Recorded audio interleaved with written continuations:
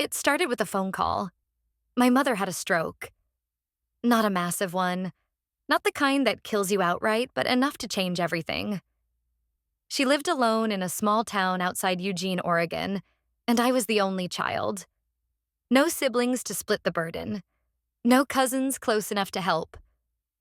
So I packed a bag and told Daniel I'd only be gone for a couple of weeks, just until we could find someone to help full-time. He understood. Of course he did. He kissed me goodbye in the driveway, said to call him when I got in, and that he'd handle things at home. That was 10 months ago. My mother was never easy, even before the stroke. She was sharp-tongued and proud, always convinced the world owed her something for what it took from her. Growing up, I learned early how to become invisible in my own house. It was safer that way. After the stroke, she became softer in some ways and crueler in others. She cried more, forgot things. Sometimes she'd call me by my father's name, even though he'd been dead since I was 19. The first few weeks, I was in full caretaker mode. Meds, meals, insurance calls, sponge baths, physical therapy. My body moved through it all like muscle memory I didn't know I had. But my brain, my soul, they were somewhere else. Daniel called every evening. We tried to keep a rhythm. How's she doing today? How's work? Did you eat? But slowly, those calls started feeling like check-ins with a coworker, not a partner. Sometimes I wouldn't even answer. I'd text instead. Long day. I'll call tomorrow. Tomorrow became the day after, and then maybe not at all. That's when Robert started showing up. He lived 2 houses down. Early 50s, weathered but in a good way. Worked in home remodeling, mostly solo projects. He was the kind of man who wore the same flannel jacket every day and always smelled faintly of sawdust and coffee. He came by one afternoon to help my mother with her trash cans. Apparently, he'd been doing it since before I got there. I thanked him, said I'd handle it next time. He just smiled. Let me know if you need anything fixed around here. House this old's got secrets. At first, I ignored the offer. I didn't want company. I didn't want conversation. But eventually, something small broke. A drawer, I think. And I called him. He fixed it in 5 minutes and stayed for coffee. That became our routine. Once a week at first, then more. He'd fix things. I'd make tea. We talked, mostly about mundane things. Weather, repairs, how the town had changed. But he looked at me. Really looked. Like he heard the things I wasn't saying. One day I asked him why he was still single. He smiled. Too good at being alone, I guess. Then he added after a pause, but lately I've been wondering if maybe I got that wrong. I didn't respond. I didn't need to. Something started growing between us in the quiet. Not a wildfire. Something slower. Underground. Steady. That night, Daniel called. I let it ring. And when the voicemail kicked in, I sat there staring at my phone like it belonged to someone else. I wasn't ready to admit it then. But the truth was already settling in my bones. I hadn't left my marriage. But I wasn't living in it anymore either. There was a morning, late September, I think, when I caught myself reaching for lipstick before Robert came over. I stood in the bathroom, brush in one hand, the tube in the other, and just stared at myself. Not in a vain way. More like, who are you trying to be right now? I hadn't worn makeup in weeks. Not since I'd arrived. There wasn't time for that. Or energy. But that day, I dabbed on a little color. Just enough to look alive. And I told myself it was harmless. He was coming to fix a loose railing on the porch. Something about it creaking when my mother leaned on it. She was asleep in her chair by the window. I watched her chest rise and fall, slow and mechanical. She hadn't said much that morning. Sometimes she woke up sharp, angry at the world for what her body had taken from her. Other mornings, like this one, she drifted in and out, barely present. Robert knocked lightly, like he always did. 3 taps and a pause. I opened the door and he smiled. "Hope you're ready for some real craftsmanship today." I laughed. "Do your worst." We talked as he worked. About nothing, mostly. But the pauses between words didn't feel heavy. They felt safe. At one point, I brought him water, and he looked up at me. Really looked, and said, "You seem lighter today." "Lighter?" "Yeah," he said. "Like you're carrying a little less." I wanted to say something clever back, but my throat tightened. So I just nodded. Later that week, he stopped by with a bag of apples from his yard. Said they were too many for him to use, and maybe I could bake something. I hadn't baked in months. But I said thank you, and that night after my mother fell asleep, I peeled and chopped and made a pie I didn't even taste. I brought him 2 slices the next morning. He invited me to sit on his back porch, just for a few minutes, just coffee and pie. We talked about our parents. His mother had passed away years ago, cancer. His dad was still alive, but slipping into dementia. He talked about it like it didn't hurt anymore, but I saw the way his eyes dimmed when he said it. I told him my mother had never really been warm, even before the stroke. That guilt is complicated when you grieve someone who's still alive. We were 2 people used to taking care of others, and somewhere in the mess of that, we started taking care of each other in tiny, unspoken ways.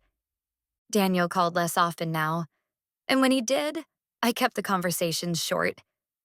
I always had a reason. Mom needs me, bad signal, long day. It was all technically true. But the bigger truth was harder to explain, that I was beginning to dread his calls. Not because I didn't love him, but because I didn't want to lie. And yet, I didn't want to tell him the truth either. The messages from Robert started after that. Not romantic at first, just little things. "Left a wrench under your porch. I'll grab it tomorrow." "Rain coming tonight. Make sure the back window's shut." "Pie was incredible. You're kind of a magician."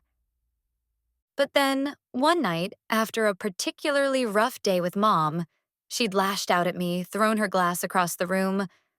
I sat in the dark and texted him without thinking. "Can't sleep. Feels like I'm disappearing." He replied almost instantly. "Then I'll remember you for both of us." I cried reading that. Not because it was poetic, but because it was the first thing in weeks that made me feel like I mattered. I told myself I was still faithful, that nothing had happened. But I also knew I looked at the clock every day now and wondered when he might knock again. It was the kind of night that doesn't announce itself. No big buildup, no candles, no grand declarations. Just quiet.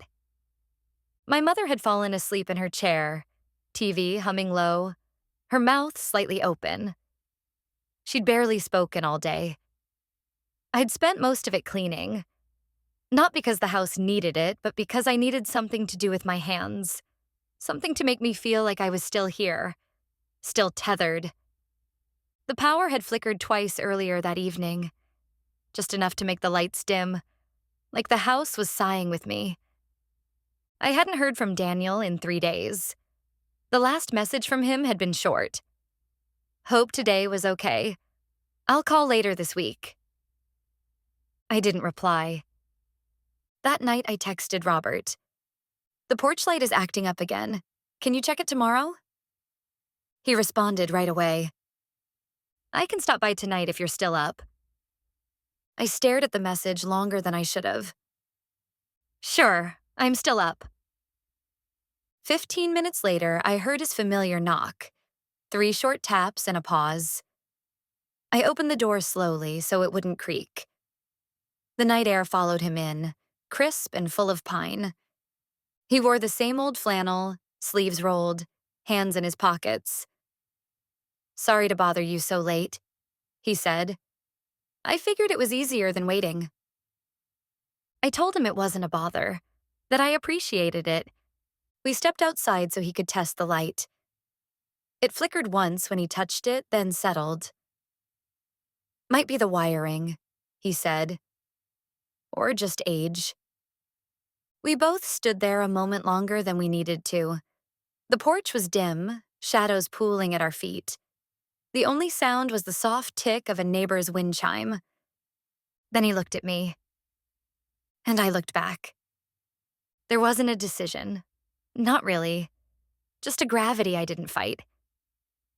He reached for me slowly, like asking a question with his hands. I stepped forward like I'd already answered. The kiss was soft. Warmer than I expected. Not desperate. Not hungry. Just human. I didn't pull away. When we finally parted, we stood still, breathing each other in like people who forgot they had lungs. "Laura," he whispered, but it wasn't a question. It was more like my name meant something again. I nodded. "Come in." We moved through the house like we were walking through someone else's life.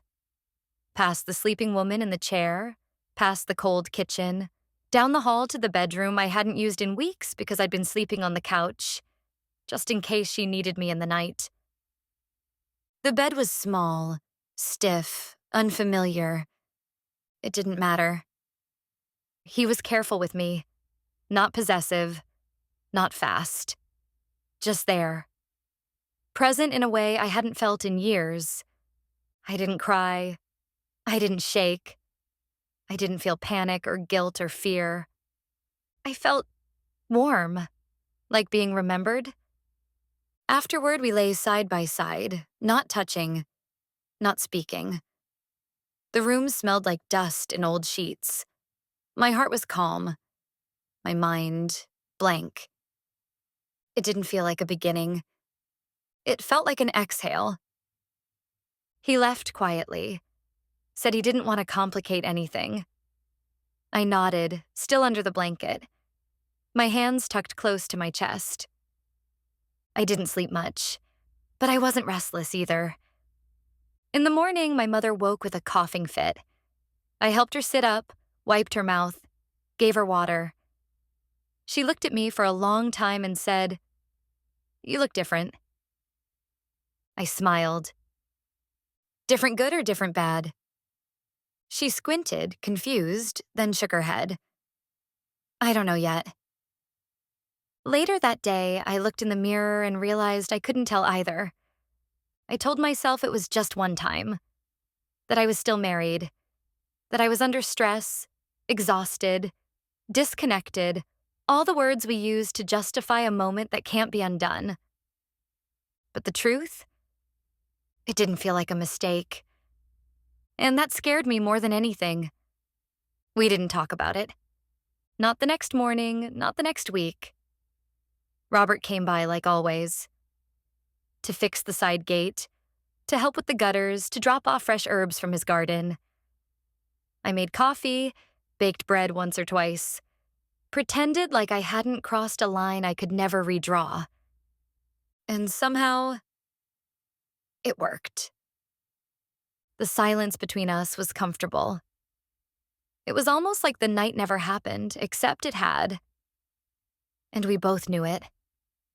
There was no tension, no awkwardness, just that steady hum between us, soft and unspoken, like an inside joke neither of us needed to say aloud anymore.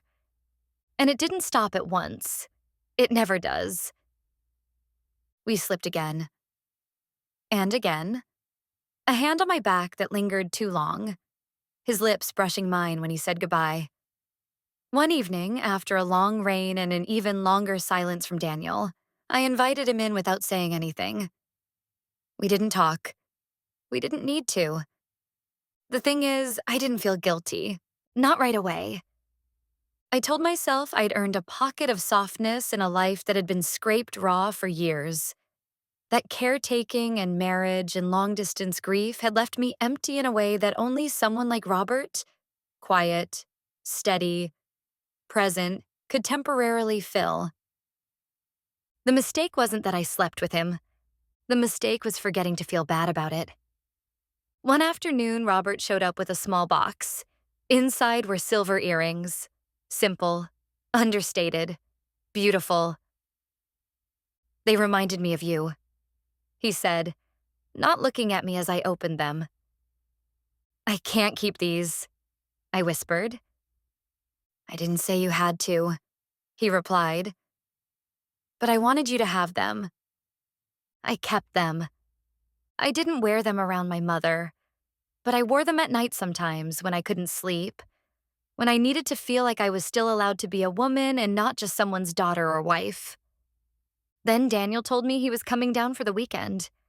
It was the first time in over a month. He said he missed me, said we needed to reconnect. I knew what he meant. He missed intimacy. He missed his wife. And I'd been gone too long.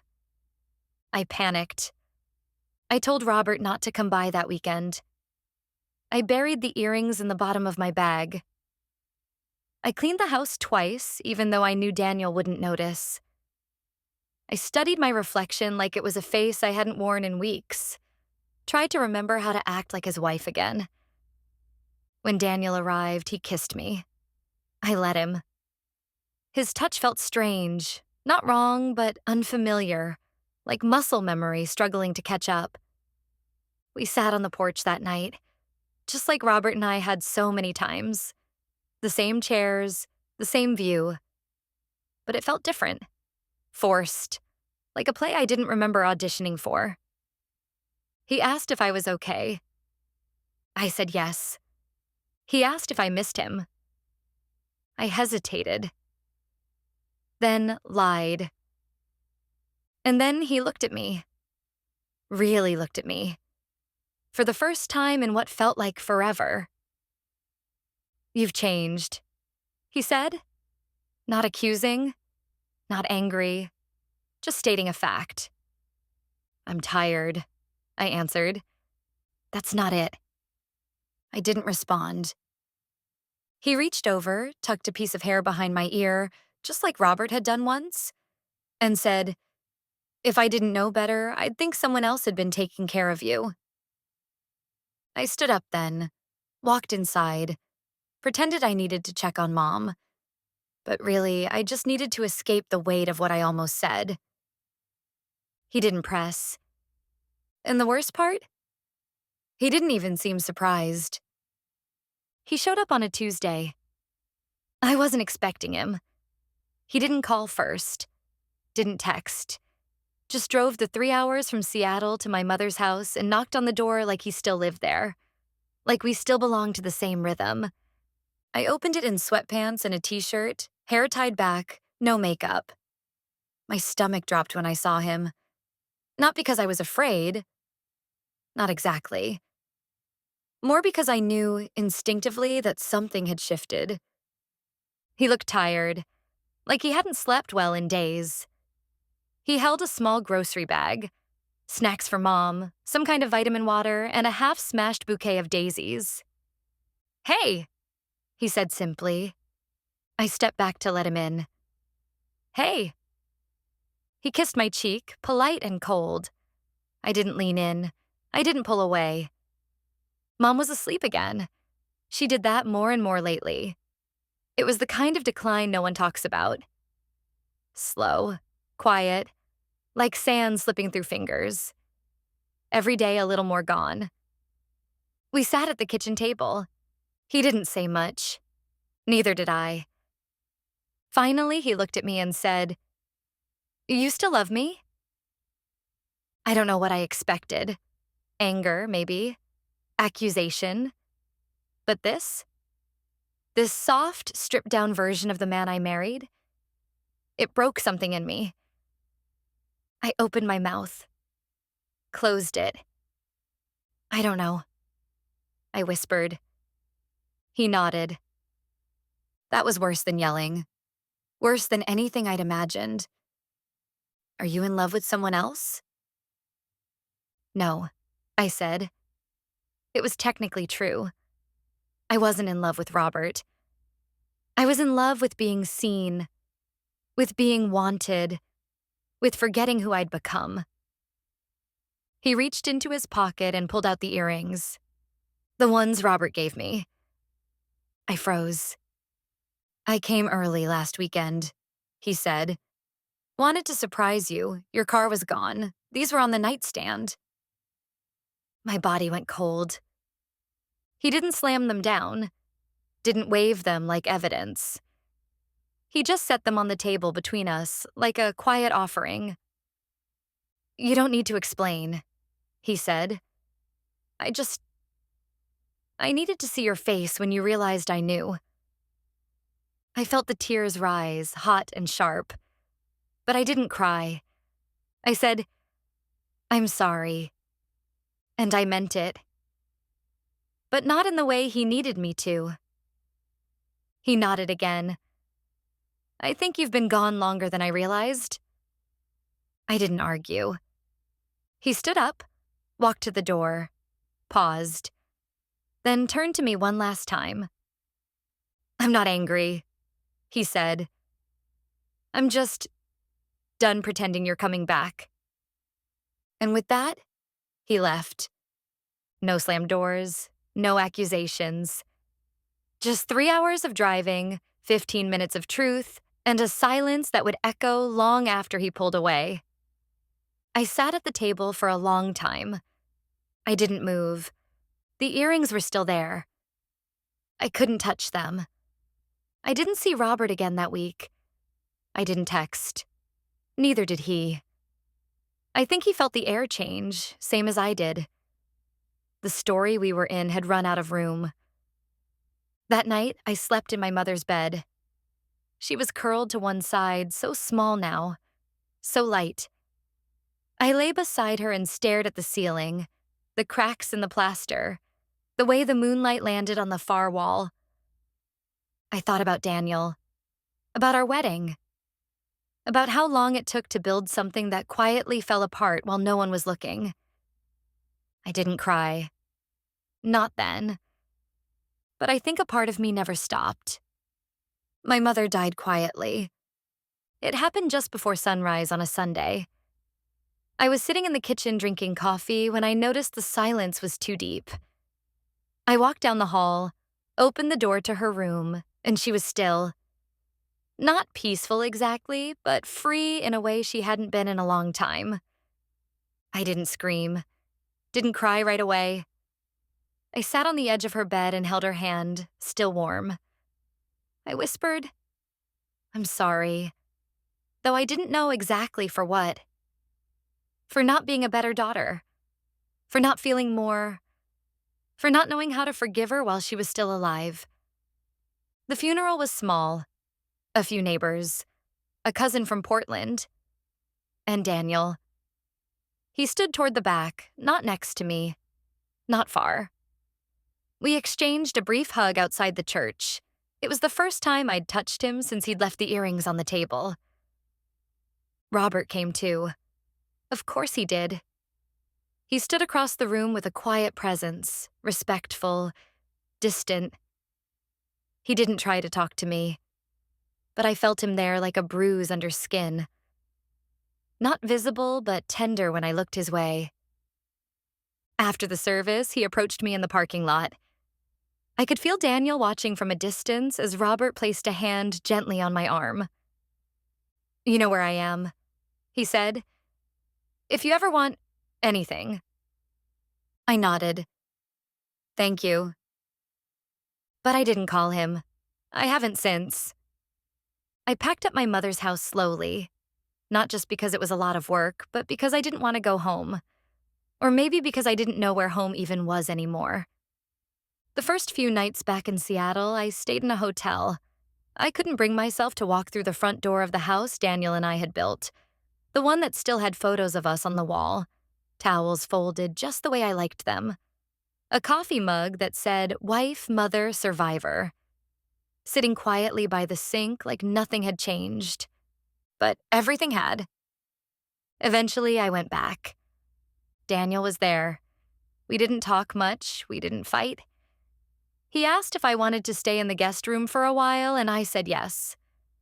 We lived like shadows of ourselves, passing in hallways, sharing the occasional meal in silence. Ethan, our son, came home from college that weekend. He hugged me, but I could feel the weight in his arms. He knew something. Or maybe he just felt it. The way the house had gone cold without saying so. I never told him.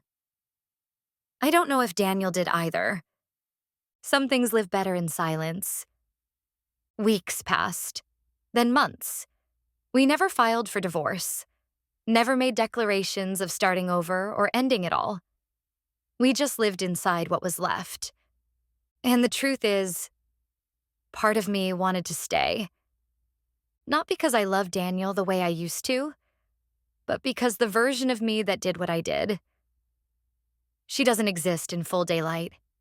She belongs to that small town, that sick house, that version of me who needed someone, anyone, to look at her and say, I see you. Sometimes I still wear the earrings, not often. Only when I'm alone, late at night, standing in the garden barefoot, holding a cup of tea and listening to the wind move through the trees like it's whispering something I can't quite make out. Daniel and I are kind now, polite, careful. But love? Love left the night he drove 3 hours to say nothing, and I had nothing left to offer back. Sometimes I wonder what would have happened if I hadn't opened the door to Robert that night. Or if Daniel had called one more time before I stopped answering. But those are just stories I tell myself when I'm painting again. Yes, I paint now. Quiet sketches, simple scenes, women walking alone, a mug on a table, a woman looking out a window. I came back, but not as the same woman. And I don't think the old one is ever coming home.